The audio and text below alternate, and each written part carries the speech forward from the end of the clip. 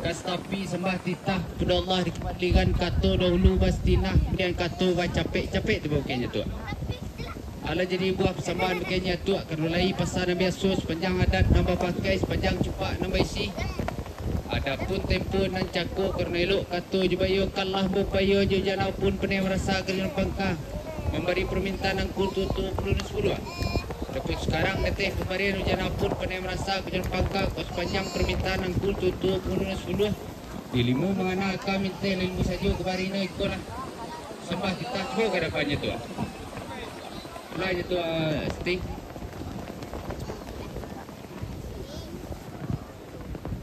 Tuan Penghulu Besar, Kastapi sambah titah perdualah kembalikan kata dahulu Baistina kemudian capek tiba dah tuan. Ala buah penutain dah tuan cakor kerana lai jua pasal Nabi Asus penyang adat dan pakai penyang cepat Nabi si. Adapun seperti yang kata dengan cakor kerana elok kita bayokan lai payuan juang ku tua-tua pengeluan 10 bari permintaan hujanan pandai merasa kajian pangkang.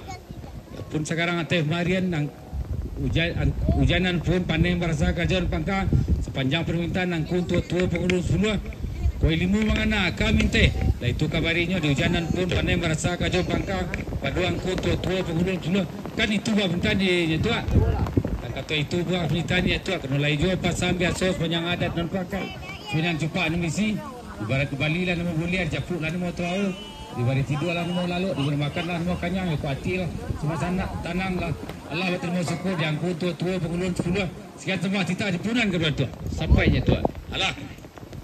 Kastapi sembah titah kepada Allah dikembalikan kata dahulu bastinah kemudian kata capek-capek bagainya tuan. Elok. Ala jadi buah penitaannya tuak kerana lai pasal Nabi Asus sepanjang adat nama pakai sepanjang cepat nama isi. Tan kata lah sinan bandai indih no di hujan pun pernah merasa kejalan pangkal. Jokok dia pun tua 10 sigur balik lah nama boleh japuk lah nama tabau.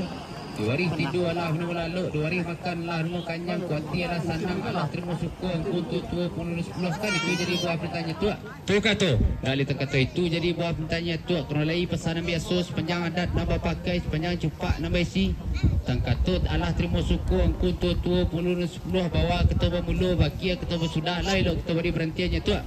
Tang kata kita beri berhentian lah kita sudahnya tuak. Lah jadi tuak. Oh Pak Tuan Panjang.